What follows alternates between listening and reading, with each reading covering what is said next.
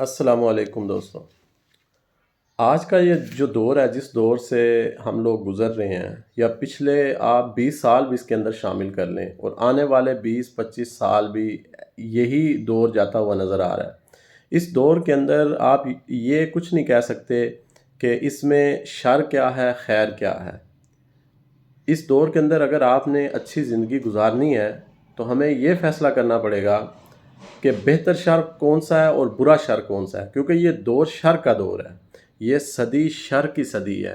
تو اس میں آپ نے یہ دیکھنا ہوتا ہے کہ اس میں اچھا شر کون سا ہے اور برا شر کون سا ہے۔ جی ہاں، حضرت عمر رضی اللہ تعالیٰ نے فرمایا تھا کہ عقل مند شخص وہ نہیں ہے جو شر اور خیر میں سے فرق کرے یا سمجھے کہ شر کیا ہے اور خیر کیا ہے، بلکہ عقل مند شخص وہ ہے جو شر میں سے فرق کرے کہ اچھا شر کون سا ہے اور برا شر کون سا ہے۔ اللہ رب العزت آپ کو سلامت رہے، خوش رہیں، ہنستے رہیں۔